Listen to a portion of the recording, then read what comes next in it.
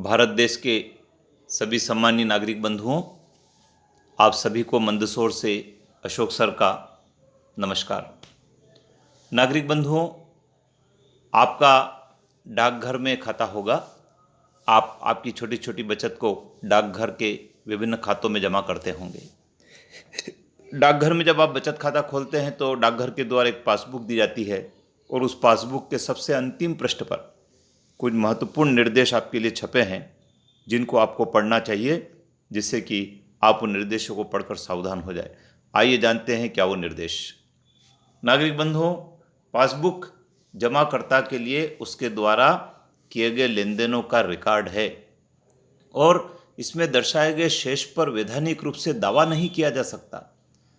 नागरिकों, आप पासबुक लेकर डाकघर में जाते हैं, उसमें एंट्री करवाते हैं और वो एंट्री आपको लेन देन का रिकॉर्ड बताती है, लेकिन ये लिखा है कि पासबुक में दर्शाए गए शेष पर वैधानिक रूप से दावा नहीं किया जा सकता। दूसरा, जमाकर्ता का कर्तव्य होगा कि वह पासबुक में दर्शाए गए शेष की पुष्टि संबंधित डाकघर से करे और डाकघर अपने रिकॉर्ड में दर्शाई जाने वाली वास्तविक राशि का भुगतान करने के लिए उत्तरदायी होगा।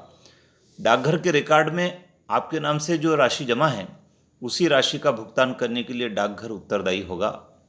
किसी भी प्रयोजन के लिए पासबुक डाकघर को सौंपने पर डाकघर से उसकी मुद्रित पावती ले।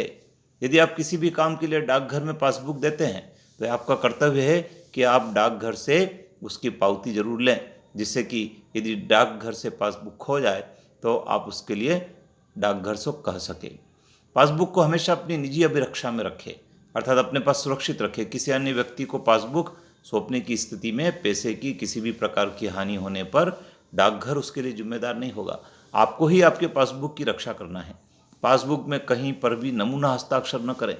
नागरिक बंधुओं, यदि आपने कहीं नमूना हस्ताक्षर कर दिया और हस्ताक्षर किसी व्यक्ति के द्वारा देख लिया गया तो उसका दुरुपयोग हो सकता है। इसलिए कहा है कि कहीं भी नमूना हस्ताक्षर न करें। लेन देन के लिए पासबुक में दर्ज शेष की जांच करें और किसी प्रकार की विसंगति पाए जाने पर पोस्टमास्टर से तुरंत संपर्क करें। आप जब डाकघर में जाते हैं, अपनी पासबुक में एंट्री करवाते हैं और पासबुक में एंट्री कराने के पश्चात यदि आपको उसमें दर्ज शेष में कोई शंका है तो आपको तुरंत अपने पोस्टमास्टर से संपर्क करना चाहिए। पासबुक गुम होने की स्थिति में पोस्टमास्टर को तुरंत लिखित में शिकायत करें। नागरिक बंधुओं, यदि आपकी पासबुक खो जाए तो आपको तुरंत पोस्टमास्टर को अवगत कराना चाहिए, क्योंकि कोई भी व्यक्ति विड्रॉल भरकर पासबुक को प्रस्तुत करके आपके खाते से नकली हस्ताक्षर करके रुपया निकाल सकता है।